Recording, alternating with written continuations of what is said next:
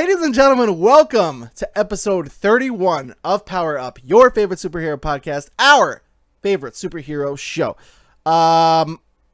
You can catch the show on youtube.com. So that's the Level Up Show. Level spelled LVL every Saturday at 10 a.m. That's good. Or head over to patreon.com. So that's the Level Up Network, and you can catch the show 5 days earlier on Tuesday nights. What do you think about that? Wait, for what do you have to do to get it early? Oh, you just pay $1. One? Or more. But $1 gets you in the door. So all I would need to do. Yeah. Can I just unpack this really quick? Sure. If I give $1 to the Level Up Network's Patreon, I get this show 5 days earlier. That's correct. Why wouldn't I do that? I don't know. A little house cleaning before we get started. Wait, I didn't know we were cleaning today. We kind of fixed the video freezing. Kind of. Yeah, it's still happening, as you can see. But less frequent. But far less frequent. And the audio doesn't totally sync out for like 5. Right. Yeah. The audio's been pretty good. The video is a problem. No, but I mean like from our lips. Right, yeah. Yeah, it's better. For sure. It was a quick fix for now, but quick. It was like really bad when we started this morning. You can say Nesquik. And I had a different program to use, but that program worked, but I wasn't able to do our setup the way we like to do it, and I was like, oh, goddamn. So we're making steps here. So hopefully it's a little bit better for you guys this week. I'm going to keep working on it as always until we get this 100% fixed, because I'm not satisfied until we have the quality that we want to achieve. I just want to let you guys know Gene doesn't sleep. Not much, but a little bit. Oh, never mind. Dean sleeps. I sleep a little bit. Yeah. I think we covered the intro, right? Yeah. So what's up with you, sir? How are you this week? I'm pretty good, man. I had a long week. Long weekend. As we mentioned last episode, my grandfather did pass away, so I had the funeral on Saturday. That was super sad, but it was super nice because my sisters came home, so I got to see them. I haven't seen my one sister since she moved out in September. She moved to Colorado, so her and my sister Deanna, who lives in California, they came home. As crazy as death is in life, I feel like it kind of makes you closer in a way to the people that you care about. Does that make sense? 100%. Yeah. So I'm happy you could see the positives and the negative. That's why I like you as my friend. I appreciate that. Yeah, it was nice, but just spending time. We went out to like a nice big lunch at this Italian place afterwards, and we hung out. Ooh. My mom, also the first time in my life that my father, my stepmom, my mother, and her husband were all in the same place at the same time, because they, of course, went because my dad knew my grandfather forever. Like for how long? They were married for like 20, that's what I mean. 25 years, 26 years, something like that. So was it civil? It was super nice. They were super. Awesome. Everyone was super nice. They hugged and everything. It was really that. Nice. It was really nice. Not to get too personal, but that was like probably the highlight of my weekend, because that's never happened. Yeah, that's a really cool. Other than that, I watched a lot of Daredevil. I was trying to pace myself, and like, this is what I thought you were gonna tell me, and then I get a text from this kid, and he goes, I have 2 episodes left. I'm like, what? The way they've caught on to the fact that like people binge watch, and they're taking advantage of it by ending every fucking episode on a cliffhanger. You're like, shit, I gotta keep watching. Yep. It's so good. You know what I've been doing? You know what I've been doing? What? I've been finishing an episode, watching 10 minutes of the next episode, and then ending when the scene transitions. Oh, you're smart. Isn't that smart? I'm only 2 episodes in. You know what though? I'm okay with it, because we have the final week of the Trophy Wars, the thing we do on the Level Up Show, if you guys are unfamiliar. So that's going to take up a lot of time this week. And then Batman v Superman is this week. That's true. Of course. So I'm okay with it. I will miss it when it's gone, because I'll save it for the topic of the week. We're talking Daredevil's going to be a top of the week. Spoilers. But God damn it. It's good. It's really good. I'm very, very happy that this happened in my life. So cheers to Daredevil, ladies. Cheers to Daredevil is goddamn right. They did a beautiful job. As you have a Spider-Man mug, and I have a shop. My tea is very good this morning. Oh, and by so very happy. Good, I mean very bad. Oh, yeah, I know. I use opposite adjectives. But Dean, you know what I'm excited about? What are you excited about, Greg? We have a segment on the show that like I like to sing about, like kind of, but like we do?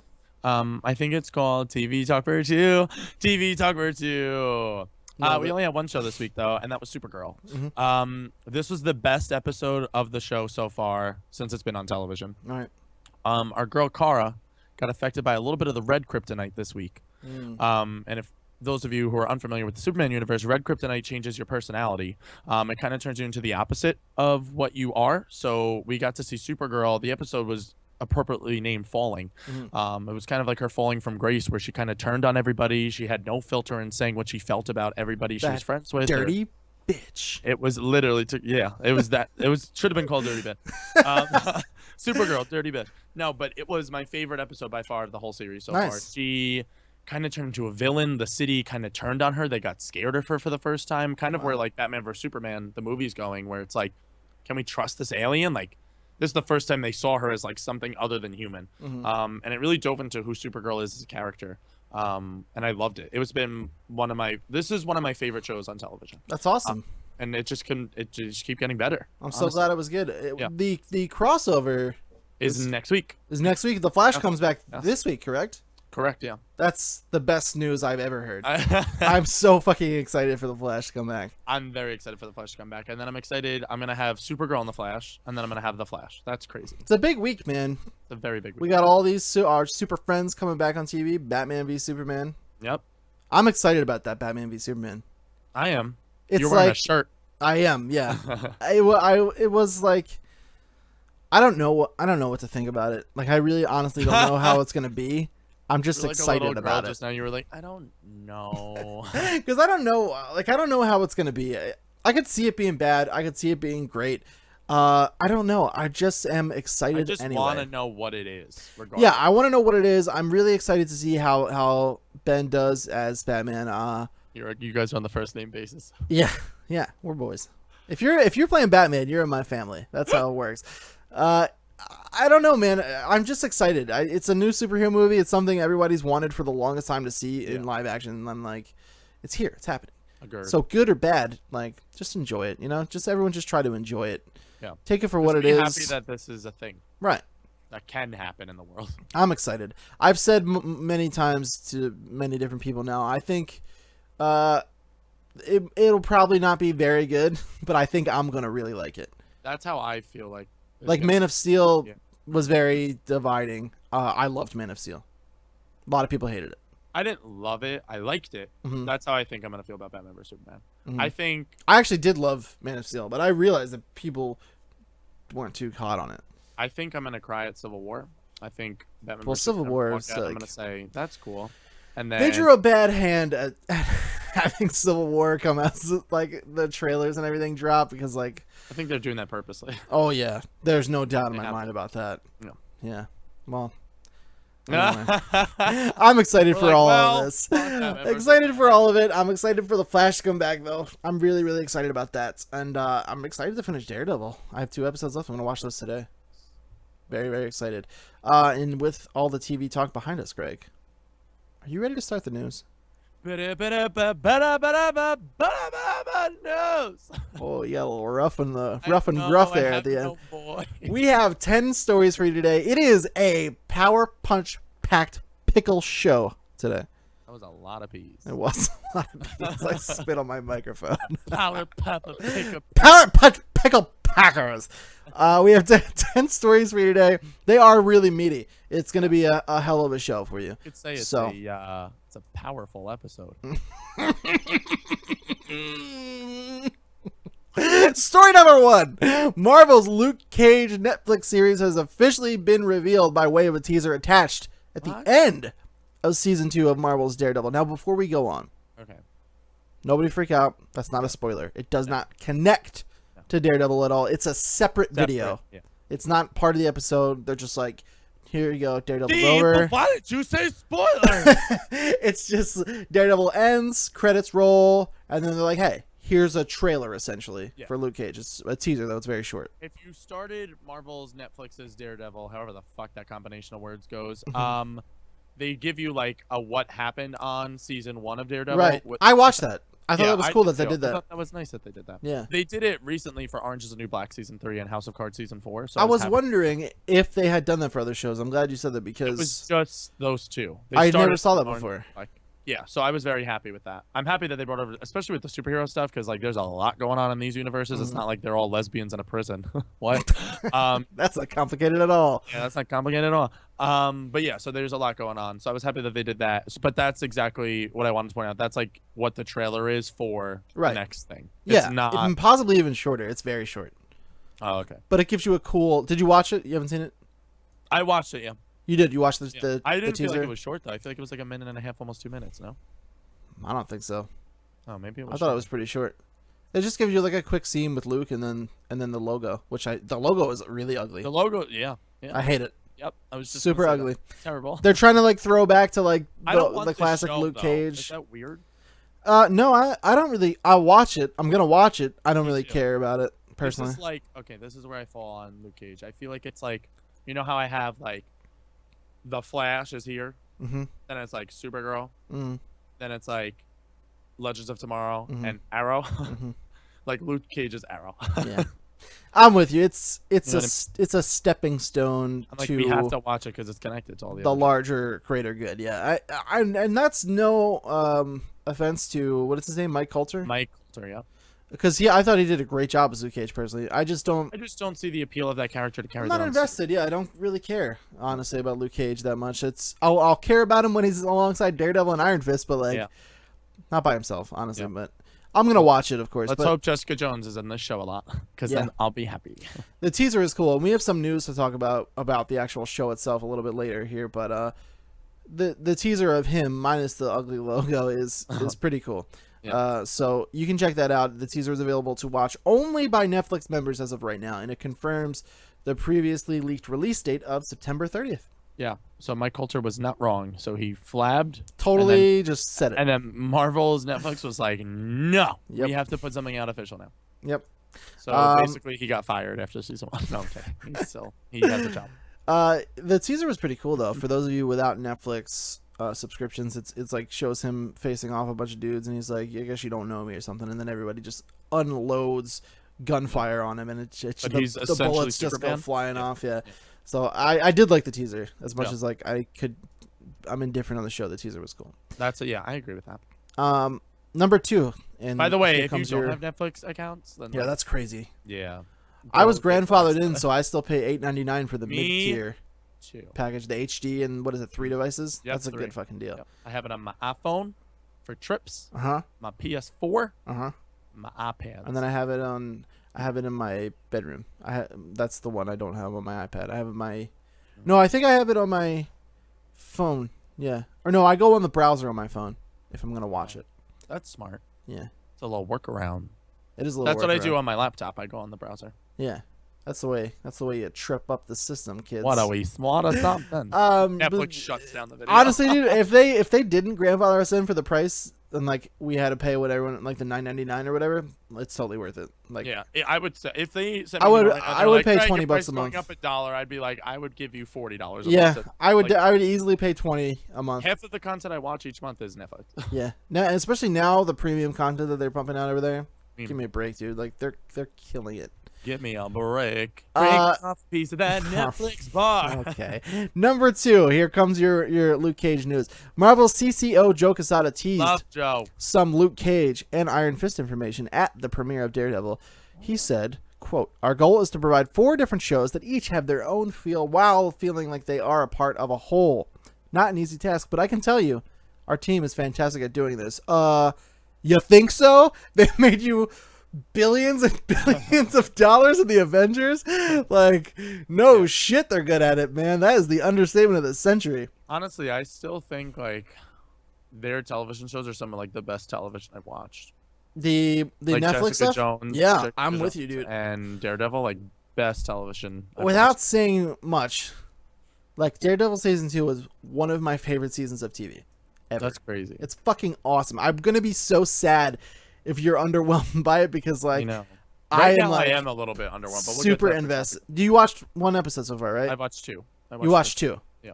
Oh, you're at the best. You're at the epicenter. I know. Everyone keeps telling me 3 and 4 are the best episodes of television, which is how it was the first season too. Yeah. Well, I'm gonna save it because I have so much to say. where are we at? Not anything. Quesada Yeah, went okay. on to say, Quesada went on to say Iron Fist is still in the early stages, so he's reluctant to say more. On the Luke Cage front, Quesada teased that they're not locking themselves into just Hell's Kitchen, which I like. I like that a lot. He said to expect a different tone, feel, and sound to the show. Already tonally in Daredevil season 2, I can feel a totally different shift from season 1. Oh yeah. And I'm digging it a lot. But I wanted to point out too, like, your biggest gripe with Jessica Jones was that, like, at some point, like, they didn't cross over at all. Like, even Matt Murdock walking through the lawyer firm or whatever. Like, I'm happy that they're leaving Hell's Kitchen because it just logically doesn't make sense for these people not to know about each other. Mm-hmm. So, like, you can't pull that shit off. Like, I was okay with it, Jessica Jones season 1, because I was literally giving them the benefit of the doubt. But I'm like, how the fuck has Daredevil not, like, gotten involved in this somehow? Yeah. So maybe send him to Canada. Yeah, I think that is a problem. I think they need to start interweaving those threads if you guys really want to do it in the this movies. universe. I don't know why they don't. It's not a big deal. Like one scene here and there, like why not? Yeah. You have access to the properties. You guys are Just all doing the mention same the thing names, in the you know same what I mean? cities. It's weird. So there's that. We'll have more news about that, I'm sure, soon. Seems like Netflix is not showing any signs of slowing down here. Yeah, love them. Number 3. James Gunn has revealed a thumbnail sketched himself from Guardians of the Galaxy Volume 2 while telling fans that scene in the sketch had just been shot. Gunn says, while of course he won't provide any context to the sketches, he'll post these every Wednesday for production for fans who he said have been asking him to see more since he posted it. He's an awesome, like, caterer to his fans. That's cool. I'm confused by it because was James Gunn not the one who was like, I'm not showing anyone anything now? He has a meltdown every time he does a movie because people get so excited for his work, and then he kind of like backtracks on all of his statements. And I'm sure it's frustrating. Backpedal. Yeah. Oh, like, for sure. I get it. Like, you just gotta watch what you say if you're that tier of creator. You know. Yeah. You just can't have a meltdown. Yeah. And when he had his meltdown, he was like, "Okay, sorry about that, guys. Let's backpedal a bit." You spend how much money doing this shit? That's what I mean. And like all this time, and then someone is like, "Hey guys, this is what happens in Guardians of the Galaxy at the beginning," and you're like, "What the fuck, dude? I just spent like 3 months and $80 million," and like he came out with a statement too, and he said he was like, "I feel like if I not spoil anything, but he's like, I feel like if I leak stuff through my own whatnot, like people don't think they can go searching for that same information, and then God forbid they find something even bigger." Right. Which I think is smart. Yeah, I agree. But here's the sketch. It's Groot. It's really funny. I love that he sketches these by himself. I like the Yeah, nobody knows. He obviously, like he said, he's not telling anybody what this is. Some people are saying this is maybe a flashback to when Baby Groot first meets Rocket as a raccoon before he was like experimented on. Oh, maybe. If they showed that, I think that would be really cool. I think it would be hysterical. That scene. Yeah, it will be funny. Yeah. I'm still thinking Baby Groot, we're gonna see him kind of grow up in the second film. That would be cool. And I'm thinking like this is maybe him taking out one of the baddies. Is how I read it. That would be cool. Yeah. Yeah. It doesn't. Or just like messing with the world as they're walking around. He like picks up a random alien creature on the planet, and he's like, "What is this, guys?" And they're like, "Groot." Yeah. I don't think it does. I mean, my first thought wasn't Rocket. Like that doesn't. Yeah, I didn't think Rocket. It doesn't look like any kind of raccoon to me. Especially because there's no bushy tail. It looks like a platypus. Yeah, I mean, there's like ways I could see like, it's certainly a very rough sketch. So it could be anything, but I don't know. It's cool. I like the silliness that you feel from it. That means to me that Guardians is probably on the right track. Yeah, exactly. I agree with that. So that's cool. You can follow him on Facebook and look forward to those every Wednesday if you want. He said he's going to be posting them every week. That's really cool. I like that. I dig that. Number 4. Marvel's. I'm really excited about this. And then I remembered some other news that I didn't even mention here, but we'll get to that. Marvel's Civil War 2 teams have been unveiled. What? Civil War 2 revolves around a new character who has the power to calculate with precise, like, proximity, they said. So he's, like, not only calculating the outcome of future events, but they're, like, dead on. So he's like a human calculator. Yeah, it's not like a... blind... I don't know. Future teller? He's like the Oracle for the Matrix. It's not like, oh, like, if you do this, it might come true. Like, this guy knows what's going to happen. That's crazy. Apparently. I don't know how I feel about that, but keep going. Well, I don't know how some of these characters aren't feeling too hot about it. This power has the Marvel heroes divided on how to handle the situation. Now, the interesting thing here is Iron Man is kind of taking up the role of Cap in this, which is really cool twist of things. So on Team Iron Man, we have Iron Man, Yeah. Captain America, Sam Wilson flavored, Thor, I didn't like that. Jane Foster flavored. I don't like the way this story turned out. We have Captain America, the new Captain America, played by Sam Wilson. Thor, Jane Foster, Lady Thor. Black Panther, Star-Lord, Luke Cage, Hercules, What? Miss America, Okay. Daredevil, Nice. Black Widow, Yay. Hulk, Amadeus Cho's Hulk, the totally awesome Hulk that just came out. I like that. I like that too. I haven't read that, but it seems like it would be fun. I feel like I would like that comic book storyline. And then rounding off any sane team, Deadpool.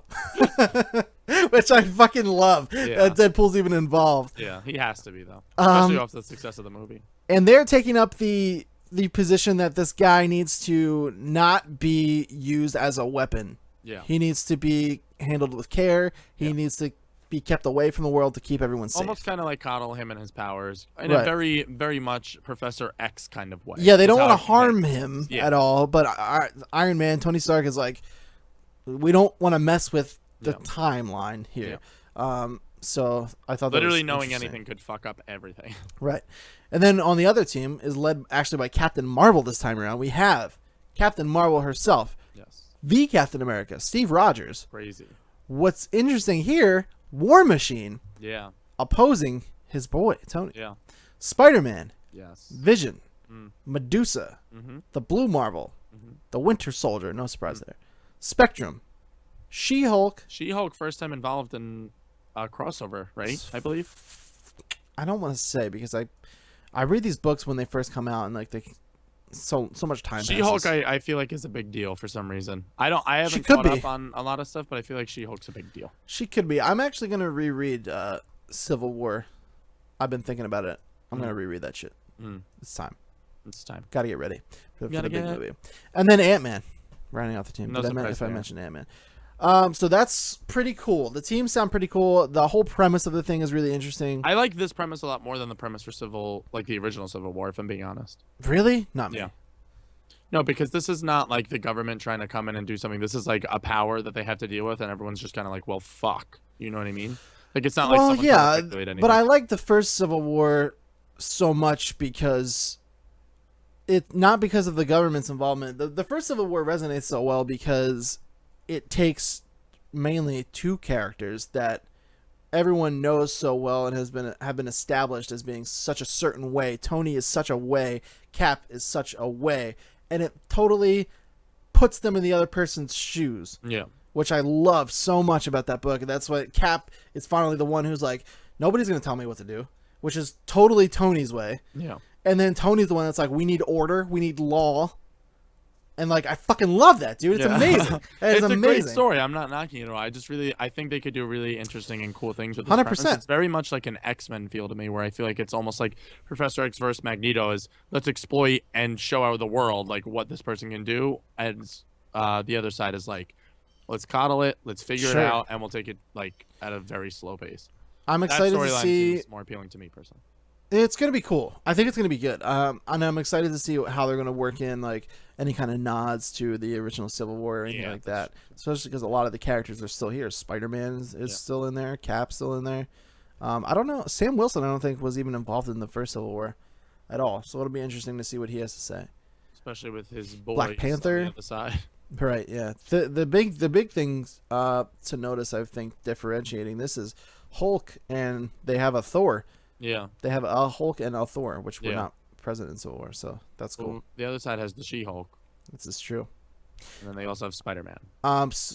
Great segue. So they have announced that Spider-Man is getting, much like they did with the first Civil War, his own little series, spin-off series, Civil War Spider-Man series, which they did do with the other ones. A few character teams got their own spin-offs with the last Civil War, so looks like they're doing that again, but they have recently just confirmed Spider-Man will have a 4-part miniseries about Civil War 2. So I'm thinking about investing in all of this. I just want to read all of it. Yeah. I got to get back into comics, you know?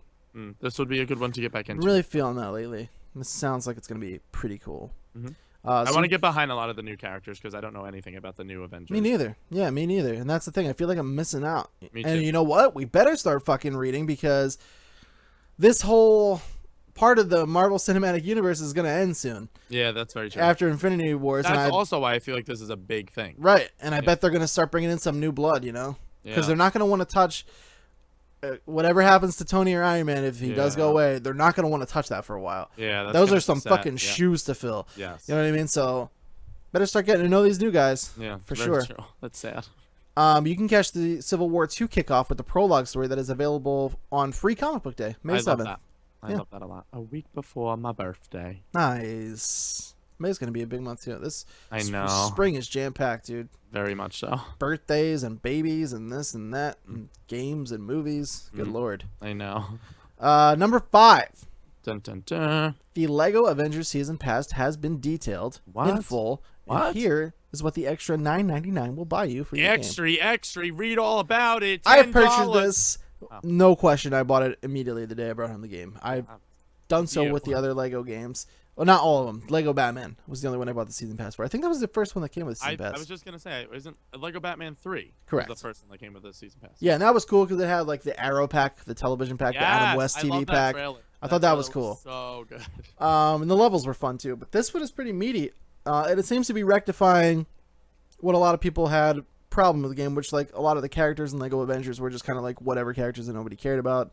I like them, no problems with them, but this seems like it's going to be pleasing a lot of people. I like it. So what you get here is the classic Captain Marvel character and level pack. Nice. Classic Masters of Evil character and map pack. Love that. Classic Black Panther character and level pack. Obviously, it makes sense. The all-new, all-different Doctor Strange character and level pack. That's probably the most exciting. And the Agents of S.H.I.E.L.D. character and map pack. I'm sorry for your loss. The Season Pass also includes 3 additional character packs, which you can download now. They were up for free, and they're now also included in the Season Pass. In total, that $10 gets you 5 DLC packs, with each coming with their own level and free play mode, and over 40 new characters. That's crazy for $10. And they did update the game recently, so I did see they're all a bunch of new trophies. So like they're nice. They're making all the right moves over there. Yeah, that's all the things I'd like to hear when it comes to DLC for sure. If especially only $10, that's crazy. Right, dude. Like if only all season passes could be like $10. Here's everything. Originally, that's what they were, and then they turned into this. Here's $60 games, and then here's $60 that you promise us that you're gonna keep playing our games. Right. I'm like, that's too much. You can't be doing stuff like that. I mean, you do it, and I buy it. People buy it, yeah. But that's exciting. I'm excited to get back in there and play the rest of that stuff. And transitioning over to DC, we have even more gaming news today. How exciting for us! I love that. I would. This is especially exciting though for both of us. Oh yes. I would welcome gaming news more often, all day, day. But this one is the fucking cake topper here, yes, Greg. This is the cherry, as the kids say, on top of the pancake. Now, some of you may not know, Greg and I are both pretty big Telltale fans. I'm a Telltale aficionado. If you haven't also known, pretty big Batman fan. You like who? The Batman. Batman? Oh, Badminton, the game. Batman. Love Batman.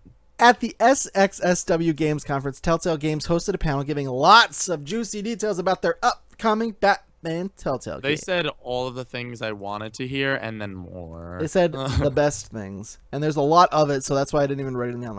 I have the link up here, though. Yeah, so he literally posted a link. It was too much. I was like, I'm not reading all that. It's justifiable, just because it's a lot. But we are going to read it. We will read it to you. Here's your Telltale Batman news. And I'm just ripping this straight from the pages of superherohype.com just to give them all the credit here. I did not write a word of this, so please check out that website. Yes. Batman is the perfect character for the studio to explore in a Telltale series. Agreed.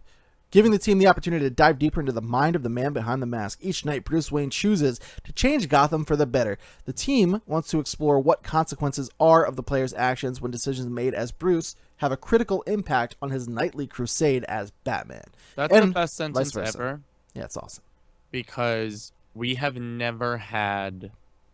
Very rarely do you get to see the Bruce Wayne psyche of things. Bruce Wayne! The Bruce Wayne. I think this is going to be a big thing for Telltale in terms of your decisions really making a difference. Only because you never think that what Bruce can do as millionaire playboy would fuck up what Batman can do as a mass vigilante. Or the other way around, yeah.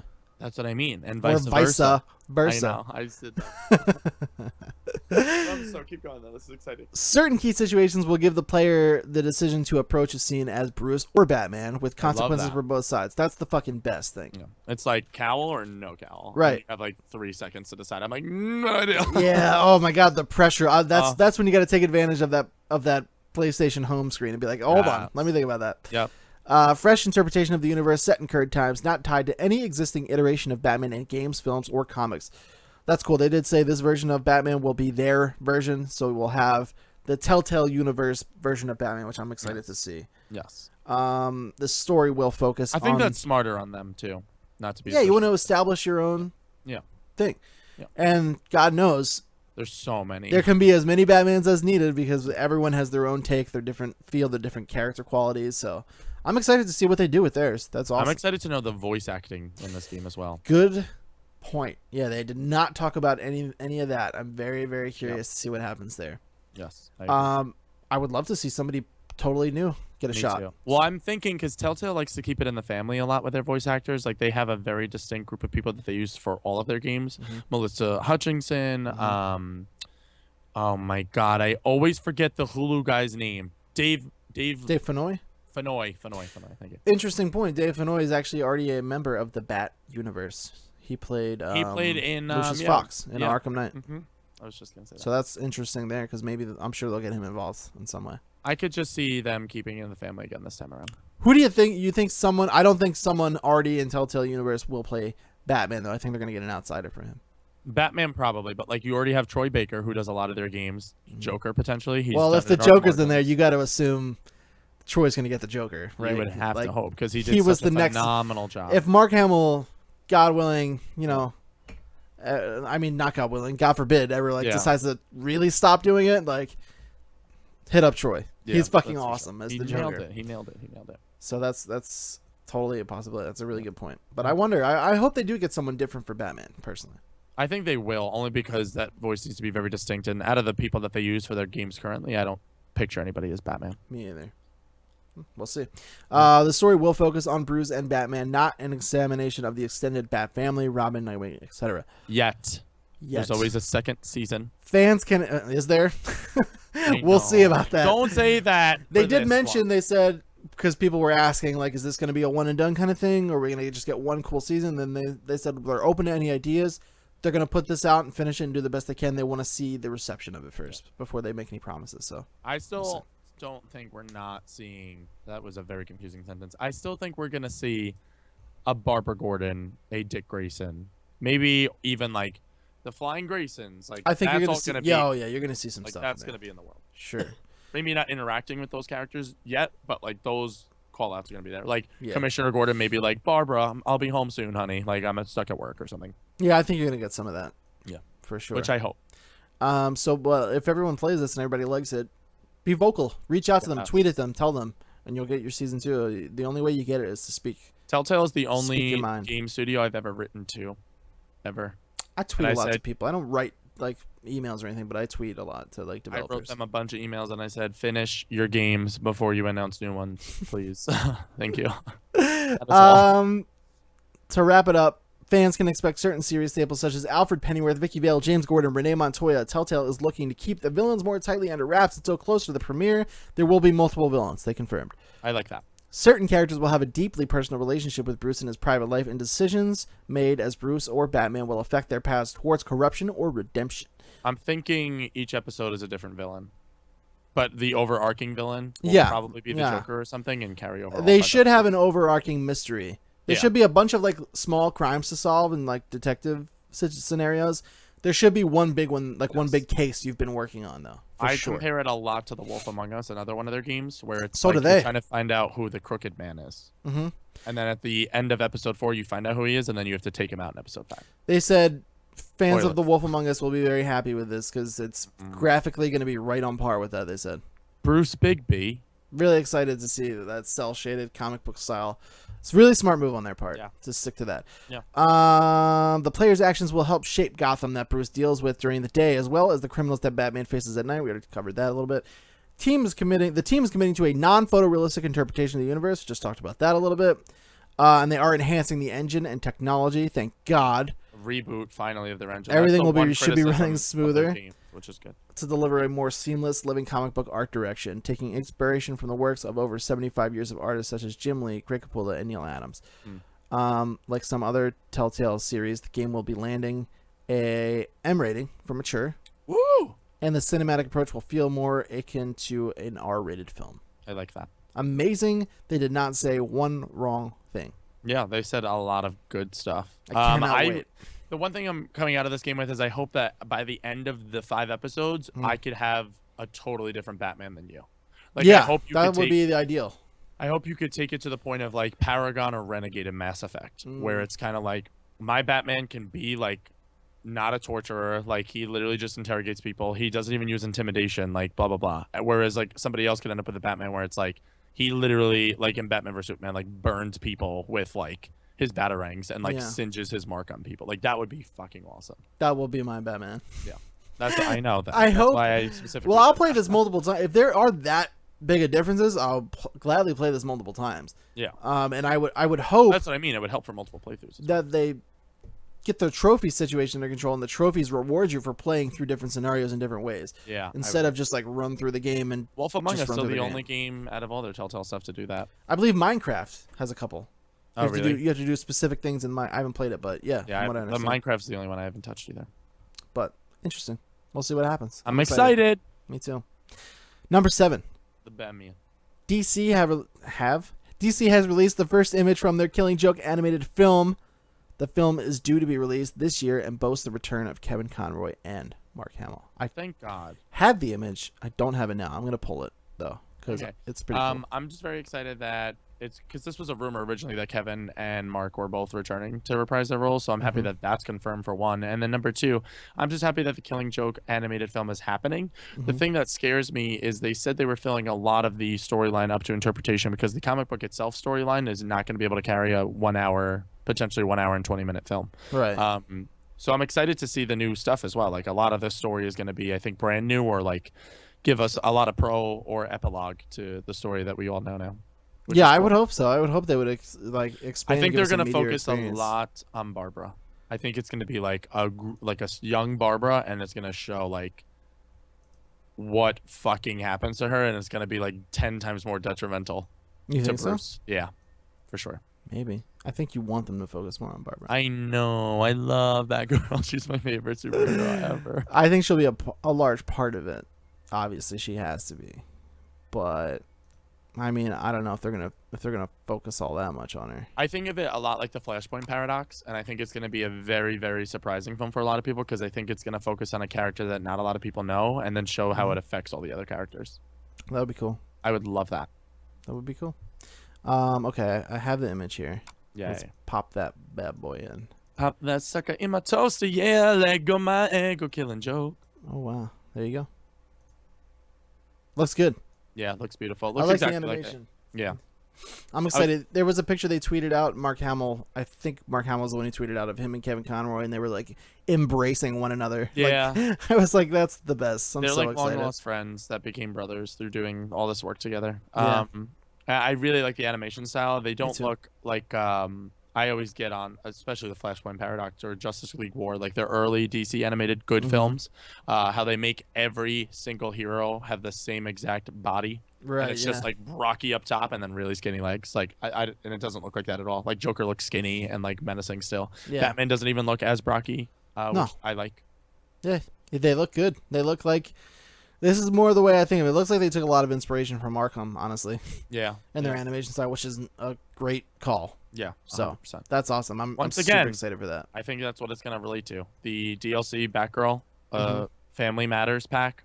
I think that's going to play a lot into this movie. A lot is dealing with Batgirl and his family trying to take down his arch nemesis. And you think Steve Urkel will show up? Oh my god, if you didn't. What is this movie? The film is due to be released this year at some point. We don't know when. What? It's on pre-order for Amazon. I think they had it up at August, but that was just a placeholder date. So yeah, I don't it's know been if up that's for a while. confirmed. Yeah. Well, we'll let you know more when we know more. I think we'll be watching it. Pretty fucking excited. Yes. The Lobo movie has found itself a writer. Greg, what do you think about that? What's the Lobo? I'm kidding. I actually don't care about Lobo, but I don't care about him at all. But he was actually a big player in the Teen Titans animated show on Cartoon Network, if you remember. Really? Yes. I do not remember. I did not watch Teen Titans. Yeah, who did, right? Just me. The writer is Jason. I don't know how you pronounce this. I'm going to say Fuse. Fucks, but it's No, probably not. Jason Fuse, who is the screenwriter for their Wonder Woman film. Just so everybody knows, it's spelled Fuchs. So Jason that's Fuchs? why he went. Fuchs? I'm gonna say Jason Fox. One Jason Fuchs? I hated it. Or Fucks. It's got to be one or the That's other. exciting though. A very odd choice. Yeah. Just two totally opposite characters, but like maybe it'll be good. Why is there a Lobo movie happening? I don't know. That's the more prudent question, right? Honestly. I don't know. I don't give a fuck about Lobo. I got DC, all. What are you doing? They're fucking up their movies, I think, in my opinion. But It's this weird. is just a horse I keep beating to death. So I think they're getting too excited about this R-rated shit.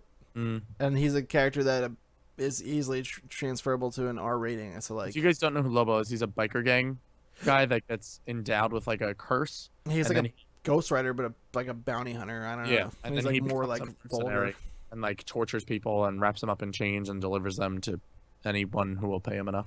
I have an autographed Lobo comic book, and I don't know why. So basically, you're stoked for that. Someone gave it to me. I think it was my sister's boyfriend gave it to me, and he was like, I was in the comic book shop, and I just found a signed comic book, and I was like, oh, that's cool. That'll probably be worth something. So I got it for you, and I was like, it was very nice, but like, nobody gives a fuck about Lobo, dude. It's signed by every writer. It was a sweet thought. I think it is signed by the writer. It's either the writer or the artist. I forget. I have it in my closet. It's the sentiment. Yeah, it was a nice thought. But nobody fucking cares about Lobo. Number 9. Drive Angry actress Amber Heard has confirmed she will play Mira in both Justice League Part 1 and Aquaman for Warner Brothers. Excited about this. She described her costume as follows. It's interesting. It's like half a suit of armor, half scales. It's strange. I wanted to put the quote in just to give people an idea of what we were working with. It's going to look like Queen Mira. It's going to be probably the traditional green. Yeah. I think we've seen it. I think that's what. I think that's one of the costumes in that prop photo that we saw. She also went on to say to them, she was like, "It's currently in production still." So that's another thing. They were like, "We're still making it." She said, "I haven't even tried on the costume." Yeah, and so it was that's really cool that she fits the role before even trying on the thing and having to look for it. Right. And Amber Heard was my pick when we did the rumor roundup way back when of who was going to get the casting. So I'm very happy that it's confirmed finally that she got it. Do you know who Amber Heard is? Like, I've seen her. I haven't seen her films, but I know who she is. Oh, dude, she's gonna crush this. I hope. It's just she looks crazy. good. She knows nothing of superheroes though. You could tell in her quote, she's like, "It's interesting. It's like a suit of armor and anything there's skills on it." Yeah. But, I'm playing Queen Mira. That's always promising. Yeah, I'm like, great. But like, she's not gonna be one of those people that invest highly in the world, but she has the right look, and I think she'll pull off the acting. I hope so. Yeah, I hope so. She's cool. It's a cool character. She's an important character in Aquaman, especially. Not only I'm happy she's in Justice League Part 1. I'm confused by that a little bit, but for Aquaman solo movie, she's a very, very integral character. Yeah. I do think we've seen her costume. I think that was the costume that it was half done. Yeah. No, not the black one. There was one to the right that looked like it had a breastplate. Oh, next to the Batman cowl. Yeah, exactly. It looked like Aquaman's, but we saw Aquaman's in the back, Yeah. and then this one looked like it had a breastplate, and it was very unfinished. Yeah. So one would assume that's her. And then there was a painting of her or something, or concept art on the floor in front of Aquaman's suit. I forgot about that. I forget nothing. I study these photos when they come out, and I soak them into my brain. People take the SATs, Dean takes the rumor roundup. So that's cool. And our final story, before we get into the topic of the week, is number 10. The R-rated cut of Batman v Superman will be a whopping 30 minutes longer. That's not exciting for me. Than the theatrical release of the film. That's crazy. Usually director's cuts are like 10 minutes long. This is 30 more minutes of footage. That's why it's scary for me, because I'm like, how much did you cut from this movie? Especially one of my favorite characters being cut from the whole fucking theatrical version, Barbara Gordon. But what were they gonna do? Like, how do you make a 3-hour superhero movie? That seems like a lot. But like, why did you get yourselves in this predicament? Like, you should have done your solo Batman. That's the problem, isn't it? I think that would have solved many, many things. Because now they had to do Batman Origins, Wonder Woman Origins. Fucking, where is this bitch coming from? Where is this motherfucker coming from? Like, you had to do so much backstory. When you straight out of Gotham, crazy motherfucker named Batman. Yeah, I agree. I think that probably would have solved a lot of this. Guys, I want to be. Everyone's always like, Greg, you get so negative on Batman vs Superman. People tell me that all the time. I'm like, I'm not negative on it. I want to go see Batman vs Superman. I want to walk out there and be like, holy fucking shit, that was phenomenal. Me too. And is that gonna happen? I highly doubt it. Possibilities are out there. I hope so. Andrew was talking last night that he's the overall the reception has been very strong, very positive. So that was in Mexico. It premiered. They watched it all in English. Like, what happened? Maybe they didn't. Maybe they didn't understand. Yeah, maybe they didn't have like the subtitles or audio dub, and they're just like, yeah, that's fucking awesome. We saw everyone shooting and fighting, and it was great. And then they watch it. They're all like, okay. And then they see it in English subtitles or whatever, and then everyone's like, no, sorry, we misjudged.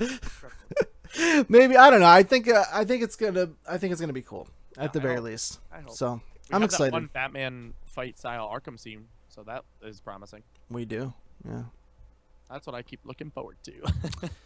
I think it's gonna be cool, man. It's such an interesting beast to watch unfold, you know, because it was this thing everyone was so excited for. It was so positive. You remember when it first started, and the first trailer came out, and then the second one that everyone loved. And it was like, holy shit, they did it. This is going to be great. And then they did that one trailer, and everyone was like, oh, what did you do? Because they're very much copying Marvel, which is not a bad idea. But the execution on that is very strange, especially when they give as dark a guy and as menacing a guy as Bruce Wayne the line of, is she with you? Talking about Wonder Woman. I was so hurt by that. I was like, that's not true to his character. Like, don't make it like a Steve and a Thor relationship where it's like they're kind of friends, and like if they say one-liners, like it's hysterical, it's comedy gold. Like, that's not Bruce and Kal-El at all. Batman doesn't go around quipping. No, and he doesn't have any fucking time for quips. He does not care about jokes. That's what I mean. Like, and when he does that, especially to Kal-El, the guy who he's up against, and like maybe not by that point, but exacerbatedly hates, like, that's not okay. Yeah. But we'll see. I could be wrong. I hope I'm wrong. I'm wrong. Read the quote about the 30 minutes. We never even got to that. Sure. So Zack Snyder did say to the Hollywood Reporter, some of the additional material is some of the stuff that we took out just for the rating.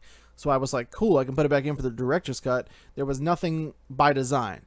This was just material I just put back in that I had to cut for the rating. And then when the MPAA looked at it again, they were like, oh, now the movie's rated R. And by the way, it's not a hard R. There's no nudity. There's a little bit of violence. It just tips the scale. So it's not going to be, it doesn't sound like what everyone was thinking. Yeah.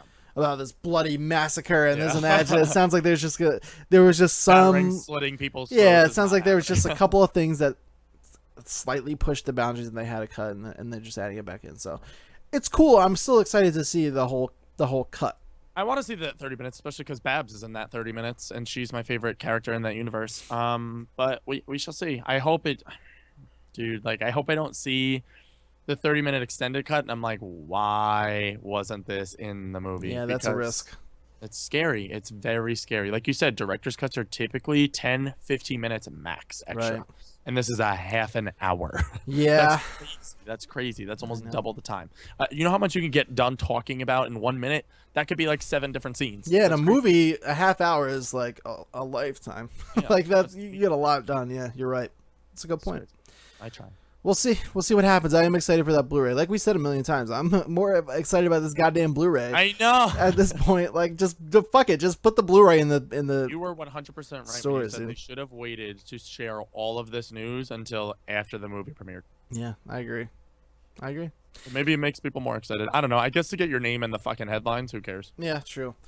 Well, we'll let you guys know everything we think about Batman v Superman. I'm going to see it Thursday night, and then I believe Andrew asked me to pop into Lights Up, which is when? That's going to be Thursday at 10 p.m. Eastern Standard Time. So that by the time this goes, that'll be over, but you guys can catch the archive. Yes, correct. But we'll be talking about it on here too. We'll give our thoughts on Batman v Superman. When are you seeing the movie? I'm seeing it probably Sunday night. I want to see it before Cool. Power Up. Yeah, cool, good, awesome. So yeah, expect if Greg sees it, spoiler-filled review. Yeah. We're just gonna go for it. So if you haven't seen it by then, I'm sorry. You can watch that segment later. Yeah. We might even break that off as a separate spoiler cast, I think. Yeah, but then if you want, that would be a good idea. Yeah. If you want spoiler-free thoughts on the movie, I'm gonna have those. We'll do that as I think that's our plan. I think we'll do Batman vs Superman as a spoiler-free topic of the week, and then I think we'll do a separate Oh, I think if we're doing it on the show, we just go for it. You think? Everyone knows when the topic of the week is. It's the end of the show. So if you don't want it, we'll tell you when to cut. That's true too. You know. But then on Lights Up, you guys can get my spoiler-free thoughts. Yeah. Because the guys won't have seen it, so I'm not going to spoil anything for them. That's very true. Cool. Let's move on to our final segment of the show. Topic. Almost. Yeah, we're gonna do. We got to do questions today. Yeah, we have a bunch of them. So we'll do topic of the week, which is, of course, Netflix's Marvel's Daredevil season 2. Yeah, I don't know the combination of Netflix and Marvel, but I get you should start because you're further ahead than me. And then let me start by saying this. Okay. Season 1, I thought was very good. Yes. It had its slow points. It definitely peaks more towards the beginning, and then I liked the finale a lot personally. A lot of people were kind of divided on the finale. I liked it. Season 2 blows season 1 way out of the water. Okay. You will find I haven't gotten there yet. You will be so much more invested in Matt as a person, in Matt as a fighter, as a hero. I will throw out there really quick. Yeah. Charlie Cox, so good looking. He's a lot a better looking guy. this season, especially. He got a little bit more fit. Looks very good in this one. The things he says and the things he does, you will fall in love with this guy. This is his coming out party, dude. Like, he is Daredevil. Yeah, like he did it. It's awesome, and he takes everything to like 11. Just as a fighter, as a hero, everything he does is grown. He's such a skilled fighter in this. It's unbelievable the progress he's made. And not that much time has passed. There's one scene in one of the episodes where they kind of give you an idea of how long it's been since Kingpin was put away. Yeah. Not that long. So he's done a lot. I think they said in the episode I just watched when Faki goes. Spoilers, by the way, just for the first 2 episodes, probably, because Greg's only seen the first. Yeah, I've only seen the first 2, so I can't spoil anything besides that. But it's not even really spoilers. All this stuff has been in the trailers and whatnot. We'll do our best to not spoil. Nelson and Murdoch, if you don't remember previously, they were the ones that ended up, their lawyer firm put away Wilson Fisk. That was what ended up putting the nail in his coffin. Like, Daredevil beat him up and served him to them, and then they are the ones that got him put away. So Foggy says something to the effect of, like, do you remember, to the district attorney, because they're dealing with a separate case, without spoiling too much. And he says, you remember 2 months back when I put whatever away. So that was very recent. So if it has only been 2 or a couple months, that's crazy. I don't know how long the trial was, though, so that could have been longer. I want to some odd months. Yeah. He said, I forget how many exactly, but it's been some odd months. So without spoiling anything, the season just does. It's so hard to not spoil. I'm so trying. Far, I'm very invested in. I could take the reins from here, and I'll give you questions. We'll do that. Starting off very slow for me. First episode, I kind of forget what happens because I watch so much. The first 30 minutes, you get Daredevil going around town. It's kind of just showing you like he's keeping watch over Hell's Kitchen. He's got his new suit, which is beautiful. It's nice, it's fun, it's different. But I'm like, all right, where are we going with this? And then they introduce Punisher at the very end of the episode, and that it was the last 5 minutes. It's when Karen is getting chased out of the hospital. Right. And that last 5 minutes, I was like, holy fucking shit. I'm like, okay, it went from 0 to 100. But so let me stop you right there for a second. Now, what you experienced in the last 5 minutes of that show is about what you'll experience for the next 12 hours of the series. I thought so. But then episode 2 was slow for me as well. And I was like, wait a second, dude. Like, what are they doing? I'm more invested currently at where I'm at in the show in Karen. And you will be. Now. That's the beautiful thing is the supporting characters this time around. Everyone shines, dude. Yeah, the supporting characters, Foggy, Karen, everyone. And there's some people who come back I won't talk about. Everyone gets their time in the sun, and it all makes fucking sense. That's the beautiful thing. Is it's not like a Claire throw-in. Like a lot of these times, these superhero stories can be like they just want to get to the action, but that's not happening here. They put time into this story, and everyone who's there, Punisher, Daredevil, Karen, everyone's there for a reason. And Karen particularly has a really cool arc. I was just gonna say that in the first 2 episodes so far, Karen's arc has been my favorite only because they took all my dilemmas with her character in season 1 were literally exactly what you just said. Like, Karen was just there because she was involved in the first case, and then they just kind of strung her along through the rest of the show. And she's such a strong actress. She's played in so many movies, and she was a recurring role in True Blood, which I thought that character was one of my favorite characters on that show. She's such a strong actress, so I'm happy they're utilizing her. She has totally blonde hair this season too. I'd like to point out. She steps up, dude. She steps up, and where she ends up is just so perfect. It makes so much sense for her character. It all makes sense, is what I'm driving at here. almost virtually no plot holes. Like the writing is just on point, and that's the backbone of any good story, not just superhero story, just a good story in general. Comes down to the like whether or not the writing is strong, you know. Yeah, and I missed so much. I don't know. They must have done the casting call with Charlie Cox and the rest of the crew because like when fucking Foggy, Matt, and Karen are together, like those three's chemistry on screen, it's like it's so natural. In the second episode, there's a scene where they go to play pool at Josie's, their local bar, and they're all three of them are just playing and like they're making jokes back and forth about Matt being blind, and like it's just so casual. And I love those are some of my favorite parts of the show. So a lot of chemistry, natural banter, and like all three of them, you can. It's like they've been friends for years. And like I had to think for a second. I'm like, wait, like Daredevil isn't real, like. These people don't know each other, like they're all actors and actresses, but like just seeing those like friends interacted like reminded me of me and my friends like just goofing off like that. And when they nail that aspect of a show like this, like you said, when it's about fight scenes and choreographed and blah blah blah, like when they can have the lighter moments hit just as hard, that's what I'm appreciating about the show this season. And they'll play with that. Everything you said they use, like the relationships that seem like they've gotten so strong, like they play with it, dude, and like they make you feel like you're on cloud nine in this. They break your heart in this. They take you on a fucking trip, man. And it's the whole season. It does feel like a journey, like from where they start all the way through to where I'm at. I don't know how it ends yet. Maybe it ends like total shit. I don't know. But from what I've heard, it ends really strong as well. Yeah, me too. But yeah, like if I may, a very minor spoiler. Yeah, I don't mind. There's a scene where Daredevil he's suited up. He's Daredevil. They're in a graveyard. He's in a graveyard with the Punisher. Oh, good. The Punisher is leaning up against a tombstone, and like he starts telling Daredevil like about his life, and then like Daredevil like starts listening. He sits down. He's like resting his arm on his knee, and like they're talking. Like it's the shit you don't think about. Like these guys are heroes. These guys are Marvel Universe characters, and like here they are as men, all suited up. Just like opening up to each other, and you're like, this is fucking awesome. It's one of the best monologues. It's one of the best scenes in the entire series out of both seasons. I can't wait for you to get to that episode. I ended a little bit into episode 3, and I got to see the last scene I saw was John Bernthal's Punisher, because the first 2 episodes he's portrayed completely as a villain, like no redeeming qualities at all. And the 3rd episode he goes in to buy a police scanner from like a pawn shop, like a random pawn shop. Yeah. And he grabs he has like a wad of cash, which they still haven't explained how he has all this money, but he throws cash on the table. He's like, I need a gun, I need this, I need that, and he gets like a police scanner, a gun, and something else.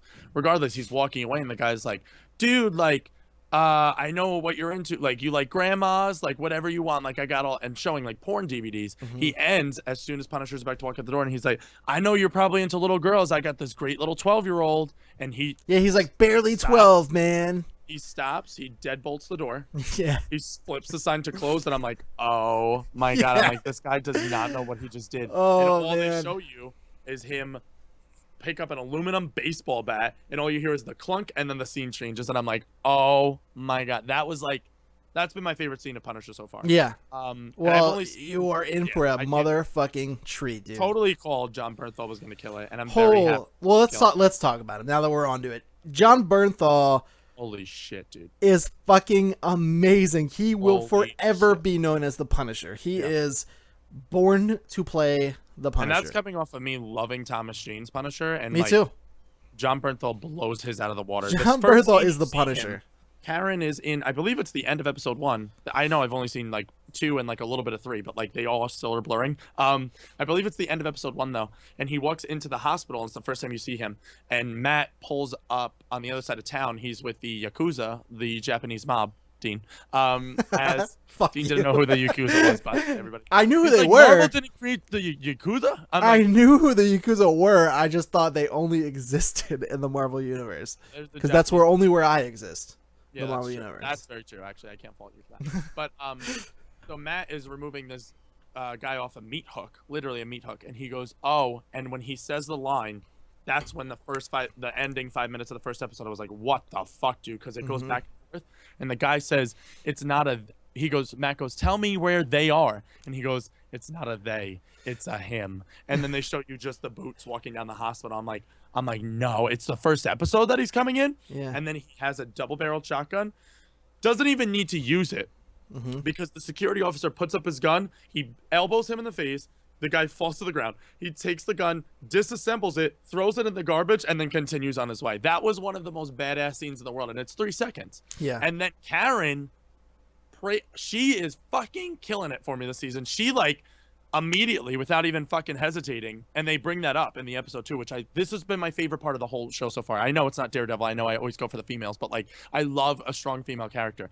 She immediately grabs the guy, removes his IV as the guy's, like, slowly trying to peel it out. She rips him off, runs away, getting shot at with a double-barreled shotgun. Doesn't flinch, doesn't do anything, steals a guy's car, drives off in it, and then in the next episode, they are interrogating the guy that she just saved, and she goes to him. He says something like, wow, like, I don't know how you reacted to that. Like, you must be one, like, tough cookie or one tough gal, he says to her. And she goes, I was fucking terrified, is the line she gives to him. And it's one, and, like, Foggy walks in and then ends that scene, but I'm so intrigued to know, like, how she handles both sides of that. Like, Karen's such a brave girl, but, like, she's just a person. Like, she has no training. She has nothing. Like, that's such a cool character. She is a star in this, honestly, dude. I'm so excited to it only gets better. I'm not going to say anything. I'm going to say she forms relationships in this, and not romantic ones.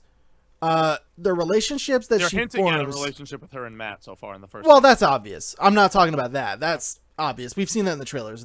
Yeah, stuff happens. I'm nervous of who in this show. There's the other relationship that she forms with someone. It's very unexpected.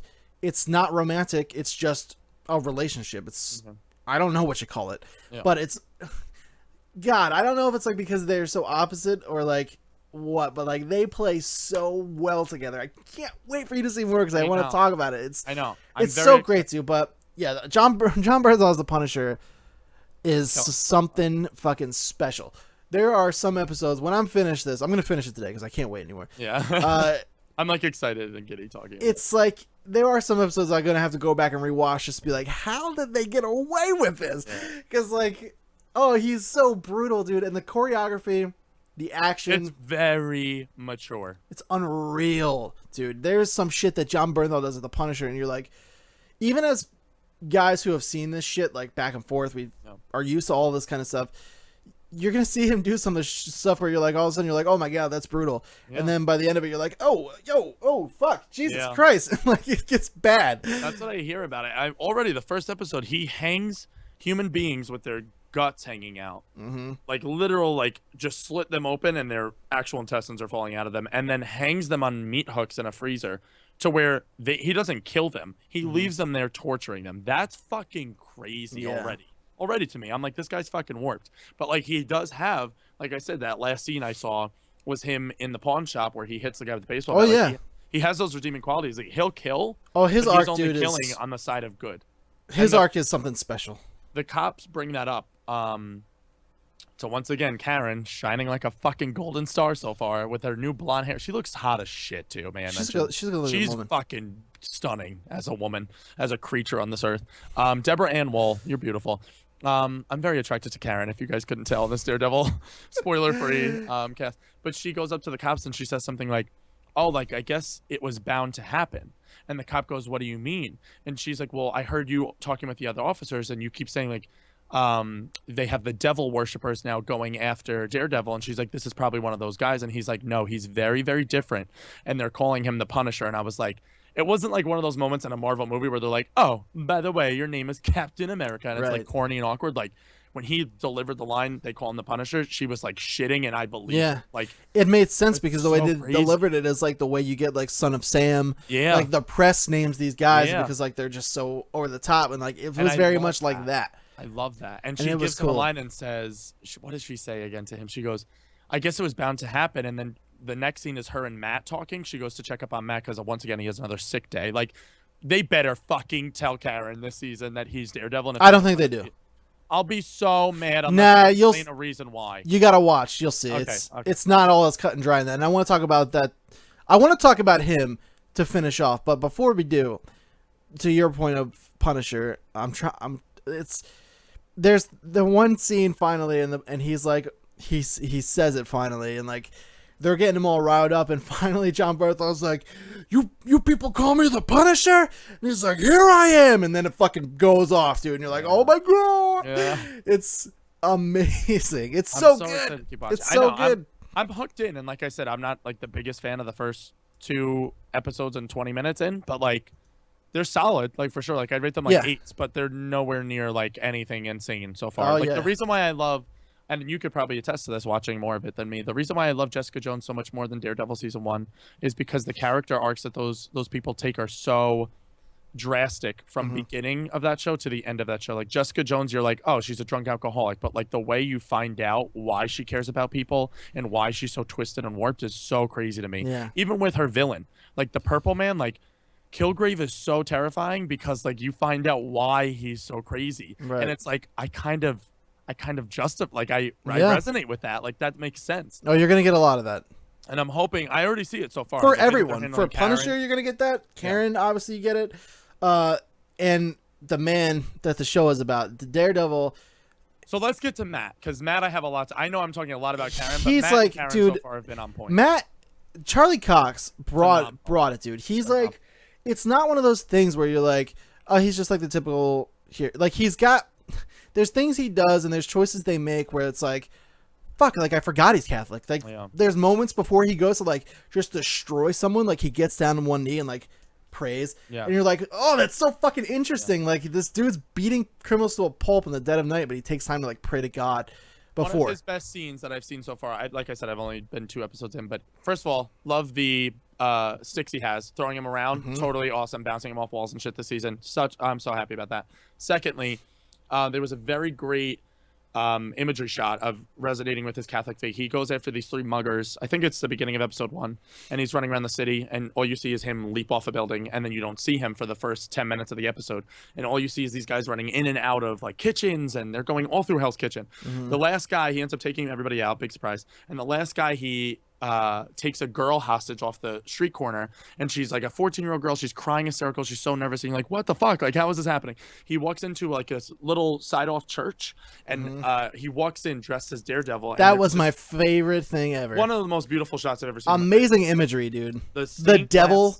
The stained glass is on one side. The aisle of the church. Yeah, and the stained glass is on the one side as he's holding the girl, and she's screaming, no, no, no. And then all you see is the black devil. And I'm like, dude, that's one of the most beautiful shots I've ever seen. Yeah, it was some really lit behind. Oh, dude, some really, really like profound, like evocative imagery in that show. You see Jesus on one side, and then the devil on the other side, and then finally the guy says the best line. He says, I always knew the devil would come for me. I just didn't know it would still be when I was alive. And he fucking takes him out. I was like, yes, dude. It's awesome. So good. So good. They play on a lot of that, dude. It's awesome. And you see Matt too, like Matt Murdock, not even Daredevil, go through a lot. And it's this season and this show, particularly this season, probably does the best job in my memory of really displaying someone's struggles and like problems with living a dual life.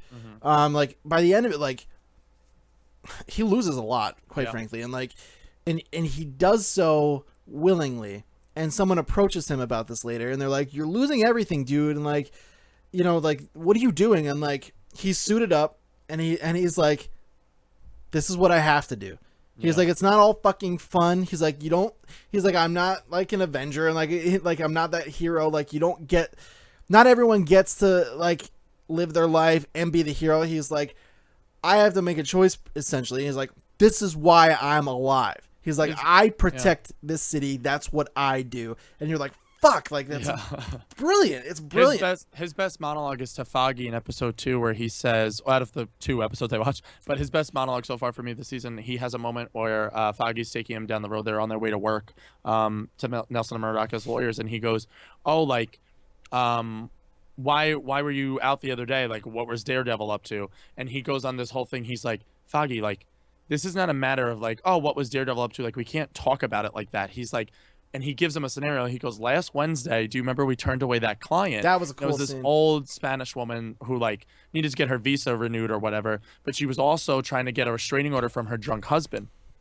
So he says to Foggy, he goes on this rant about, oh, like, remember how we had to turn her away because she literally couldn't pay us, not even in like fruit that they're getting from their clients, and we had to turn her away. He goes, at that bar, I followed her that night. She went to a bar, and on the way back from the bar, her husband had a gut full of beer and a knife in his hand, and he was getting ready to murder her. She didn't have the restraining order. We couldn't do anything for her. He's like, that's where Daredevil comes in handy, and that's why I have to do what I have to do, because she would be dead right now if it wasn't for me. And Foggy's like, holy shit, like, you didn't tell me about that. And he's like, how do you expect me to? He's like, everyone's so disheartening on the fact that he has to be Daredevil. They don't get it. They don't get it at all, but and he Matt's fucking like, gets it big time, more than ever in this. That's what I mean. And when he says that line to him, I'm like, oh my God, like, he can't even, like, he doesn't have anybody to share this with. Yeah. And then the last scene I've seen of Matt, he lets it out. It's not a Daredevil scene. Once again, Matt Murdock scenes are phenomenal. He has this, like, weird problem in the first 2 episodes and the beginning of episode 3 where, like, sounds are, like, he's losing his hearing along with his sight now, and now it's like fucking him up even more. And the Punisher's kind of like knowing this as they're like have their choreographed fights, like blah blah blah. And he has the scene where he's in his house and he's walking around and he turns on the sink and then it just fucking screeches his whole head. He ends up dropping a water glass. The glass shatters everywhere. And then when Karen comes to visit him later, she's like, oh, is that like what's gotten you under the weather? And he's like, don't ask about anything. And she's like, oh, like I didn't mean to pry or whatever. And he's like, just don't, like, leave. And it's so awkward, and I feel so bad that he doesn't have that connection anymore to like share with somebody. The best part about him and Kingpin's fight at the end of season 1 is when he goes on the rant and says, like, Kingpin at the end in the alley is like, I'm so justified in what I do and I'm saving my city. And he goes, I'm justified in what I do and I'm going to save the city. But that's the only moment he ever has to share about Daredevil. Like, even with the priest, he never tells him, like, this is what I did. Everything. Yeah, he can't. You know what I mean? He can't. And a lot of it's to protect people. But I did love that scene between him and Foggy. And he's like, so amazing. He's like, that didn't happen. You know why? Because I was there. Yeah. And Foggy, he's like, I'm telling you now. Yeah, like, it's awesome, dude. He's so good. And like, the fights, the action is like, it just slays. Like, it's so amazing how they choreograph this shit. The water tower fight scene where they're going after Punisher and the district attorney uses Grotto, the client, as bait. They shoot the water tower to where it's sprinkling over them, over the nightlight, and then it's Punisher and Daredevil literally going at each other. And it's like, the fight scenes are so It's amazing, dude. I want to confirm for everyone right here, if you haven't watched Daredevil, the infamous hallway on crack scene that they've been touting. Like, there's that scene again, but it's on crack, blah, blah. It's amazing, blah, blah. One of the coolest things I've ever watched. It is long, too, and you don't ever get bored. I was watching it really late over the weekend in here, and I just started laughing out loud because I was like, this is ridiculous. And then Jen came in, she was like, what are you laughing at? I was like, you got to see this shit. And I rewound it, and she was like, that's unbelievable. Like, it's crazy. Fucking unbelievable. It's I can't amazing. wait to see that. I want one spoiler from you. What do you got? Before we move on to questions. Chat, viewers, spoilers incoming. Guard your ears. Do we get to see or hear from Claire at all this season? Yes. We do? Yes. Okay. All right. That's all I wanted to know. Okay. That's all I need to know. Really? Yeah. Do we get... I need to. Do we see Jessica? No. Not yet. I have 2 episodes left, but not yet. Okay. All right, that's all I want to know. Thank you so much. Yeah. Don't say anything else, you dirty bastard. I didn't say anything else. Okay, good. Claire a lot. That's shocking. Yeah, she comes into play in like the back half of the season. Kind of like what they did season 1 with her. Yeah, pretty much. Yeah, dude. I think honestly, it's important to recognize that like all the cool side character arcs where everybody winds up and the Punisher is great and blah blah blah. But like the titular hero here, Daredevil, is like so by the way. On point. Like, he is Daredevil, and he puts that at the forefront of his responsibility, and just great. It's great. It's beautifully written. The action is so well choreographed. The casting is amazing. It just is fucking awesome. And like, I don't know what happened. Like, the season 1 I thought was really good. I loved it. Yeah, me too. But like, this is something special. Like, this is a season of television that like I will never forget. This is like Flash season 1. Like, I will never forget this. Yeah. Like, I want them to release this on a Blu-ray just so it's something I can have. Yeah. And just have it. Like, it's so good. I'm very excited to keep watching, and we'll probably do topic of the week next week, Batman vs Superman, and then like a spoiler discussion. Yeah, don't let us forget, because I feel like we always forget after you catch up to come back and be like, I want to come back and talk about. I want to talk about the end. I'm gonna make it prominently known that like I finished Daredevil. I'm only 2 episodes in, and like I'm enjoying it this much already. I have 2 solid 8s so far. I think episode 2 was an 8.5. Episode 4 And I think it's gradually moving up, which I is the one a lot of people gave a 10, and I agree. Yeah. Episode 3 and 4 particularly are just like art, dude. It's art.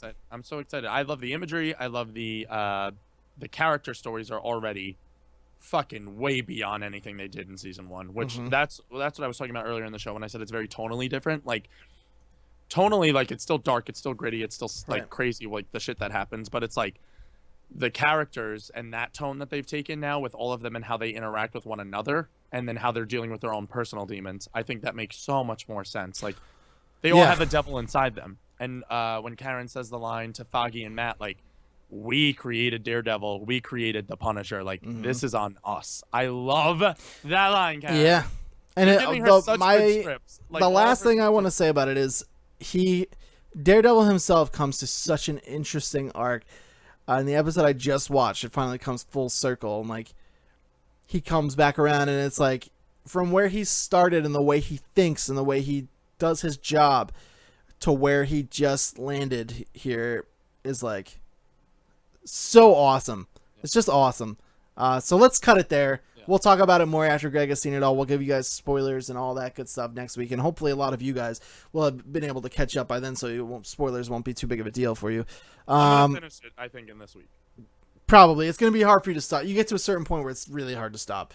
I'm hoping that's at the end of episode 3, because that's what a lot of people are telling me. Yeah, that's when everything starts getting like put into play. So nice. We'll let you guys know next week, and we'll we do will a have spoiler our discussion on Daredevil and probably spoiler discussion on Batman v Superman. Yeah, we'll have our Batman v Superman stuff for you. So it'll be a spoiler week next week. Chock full of them spoilers. But we do have a couple fan questions. These have been piling up. And yes, we do stockpile them all, guys. So keep sending those in for us. If you want to do that, you can do that at powerup@thelevelupnetwork.com. Spelled exactly like it sounds. We went Rick last week, and Melissa gave us 2 questions. Actually, 3 questions this week. So I say we go the Melissa route this week, and then Rick will hit you up on the background, or if you want to go. It depends on how long. How many Rick questions did we have?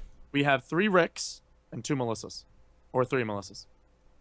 I think. Thank you both for writing in questions. I want to answer them all. Okay. So let's not linger too long on them, because I don't want to go too long. So we'll get our stockpile done. Okay. Yeah. We'll start with Rick then, because his was the oldest question I have. So Rick says, this one will take time. Have fun. That's the subject line. Here we go. He says, you wake up after rubbing your eyes. You go on your handy dandy Twitter app. The internet is losing their minds, Dean. Yeah. What happened is what you want to know, right? Wait, I know this question. Stop reading it. Next week. That one's way too much. Well, because it's going to take a lot of time. Melissa's next question. Question round 8, she says, after Deadpool's success as an R-rated movie, you think that Marvel and DC Comics should make more movies like that, or should they stay in their usual rating? Sincerely, Strife Girl. My quick answer for that is if it makes sense for the character and their story, and it's what they need to do to tell that story, then yes. I don't think they should just shoehorn an R rating into anything to try and make it a better movie. Dean, very rarely do we agree. I'm going to agree 100% wholeheartedly. Beautiful. That's our power-up answer, ladies and gents. Beautiful. Okay, we have another Rick question. He says, hi guys, quick question. Before the questionception, is it the Batman or just Batman? I always assumed it was interchangeable. The standard he thinks is Batman, but it's usually used more though. What do you go? Do you go the Batman or Batman? I say Batman because I feel like I know him. I say Batman too. Because I've spent so much time with that character. I feel like in that universe, to answer the question, people who know him seem to call him Batman. The outsider, the press, all seem to call him the Batman. Quick question. Do you go Punisher or the Punisher? I usually say the Punisher. Me too. That's what I thought was weird about this question. That's why I liked it. Yeah. I usually say the Punisher, but I stick to Batman. So I hope that answers your question, right? He says, a long time ago, back in the early days of Power Up when Dean's screen didn't freeze. Love this. I asked who would win between the Justice League and the Avengers. It's time for a different team of Marvel versus DC. Figuratively, what would happen if the Spider-Verse, Spider-Man, Spider-Gwen, Miles Morales, Spider-Man Noir, and 2099 versus the Bat Family, Batman, Batgirl, Red Hood, Damian, Tim Drake, Robin, and Nightwing? Who do you think would come out on top? We stumped him. We stumped him, Rick. Probably the Spider Family. You think? Yeah, they're way faster. It's just not a matter of speed. Like, some of the people in the Bat Family have guns and stuff, but like, I get it. like the Bat family's super strong and everything, but like I don't know, like the Incredible Hulk couldn't catch Spider-Man. Like he's fast as shit. I'm going Bat family only because I think they would go unprepared. I think they would have a strategic plan, and even though I think this is how I think the battle will go, I think the Spider family would take a lot of the members of the Bat family out, but I don't think anybody's taking down Batman. I think Batman's gonna have batarangs that specifically cut through spider webs, Sure. and especially that strength of spider web. I think he's gonna be able to plant like batarang bombs. Maybe have Batgirl go up on the top and plant those on walls and stuff and places they could stick. Blow those up. Here's the thing, though. They all have spider sense, so that's kind of a disadvantage for Batman. Batman's always, his big thing is like he's always 5 steps ahead of whoever he's fighting, but Spider-Man can literally see 5 steps ahead like of what's about to happen. It's like a Bat family. It's like a time freeze. freeze. A smarter family. That's rude. Smarter than Peter Parker? Yeah. No. You think Bruce Wayne is not smarter than Peter Parker? Not even a little bit. I don't know about that. Bruce Wayne is highly intelligent. Yeah. Peter Parker is a boy genius. He's a genius. There's no contest for me. No, Peter Parker is way smarter. No chance. He's smarter than a lot of the Bat family. I don't think he's smarter than Bruce Wayne. Yeah. Especially in a tactician battlefield scenario. I'll give him the science. The battlefield, sure, like the whole, like war aspect. Tactics and everything. Sure. Yeah, I'll give him the science aspect, but Bruce takes home the cake when it comes to everything else. Like fight strategy and stuff. Yeah, Batman probably has him there, but again, I think Spider-Man can see what he's gonna do, so it doesn't really matter.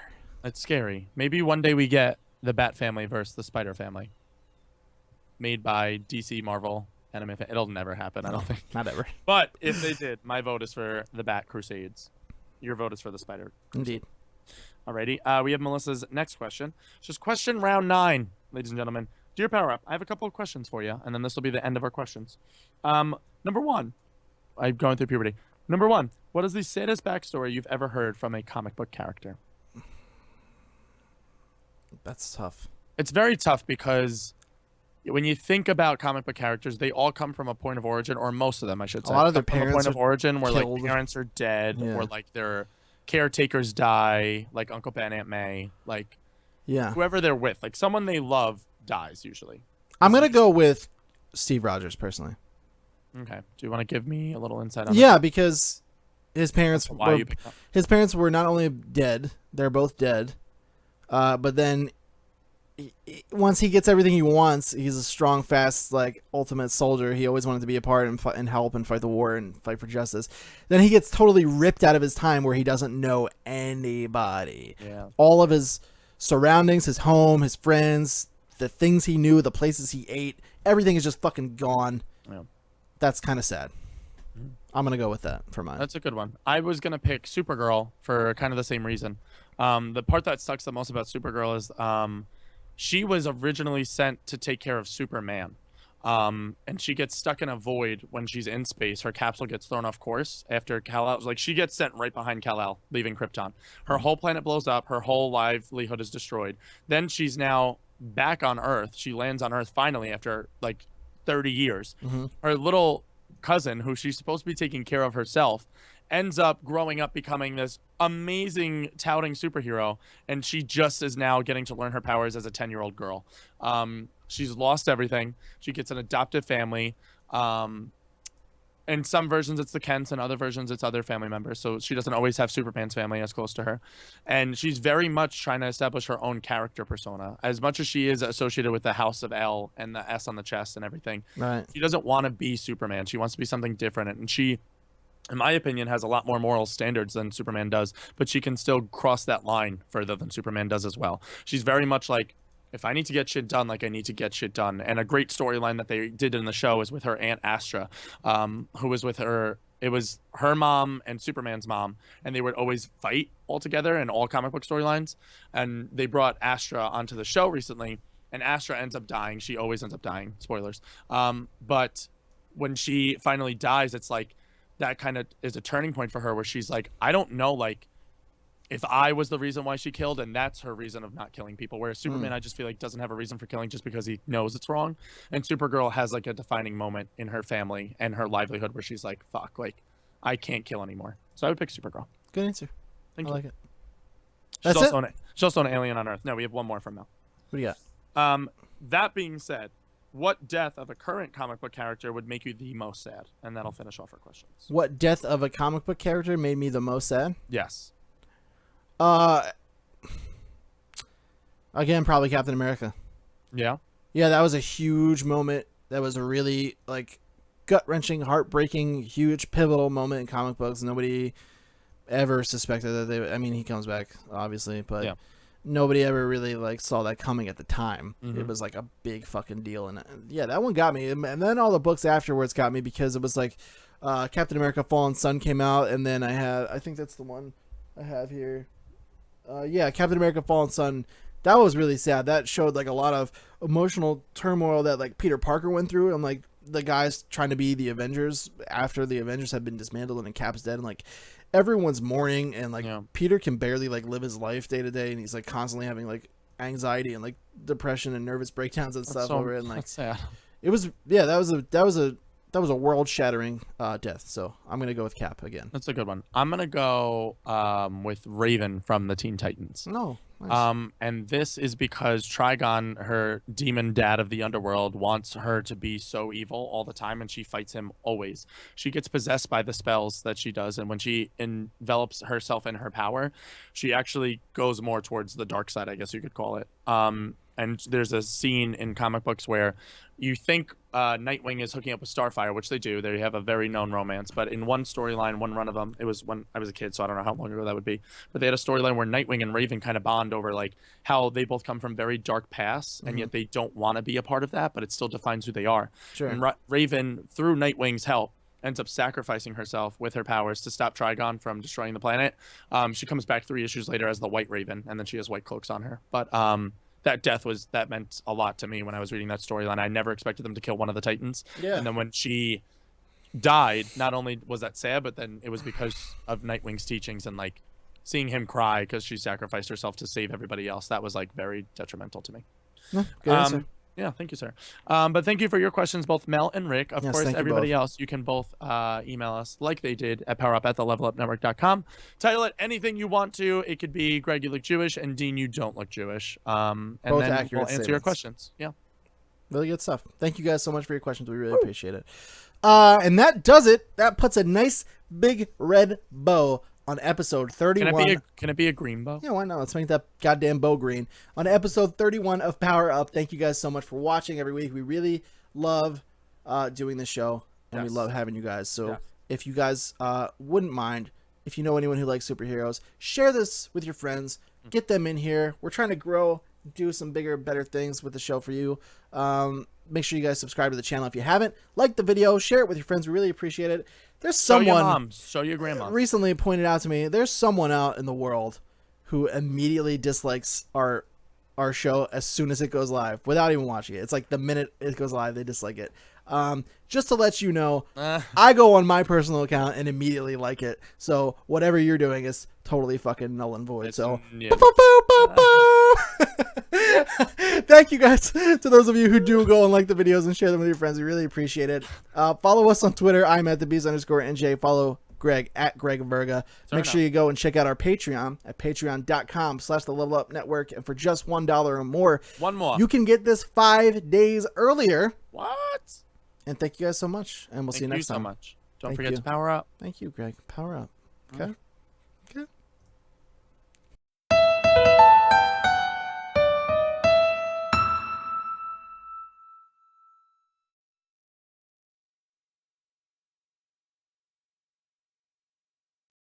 Locally record this. Locally. Oh, it's locally recording. What? Why did you use that voice? You know, sometimes when you're doing superhero shows, you decide, like, you sound like an old lady. This is Dane and Greg from the Daily Planet. Oh, hello! Welcome! To your number one stop for all things superheroes. Read all about it. Read all about it. It's like a terrible old ghost woman, and also like an old timey like newsreader like that. I feel like all of my impressions go back to Fran Drescher. A lot of them do, yeah. But like, I need a cigar. To his son, yes. Listen here. Yeah. Let me tell you about the news, see? Oh, God. I loved that. All right, here we go.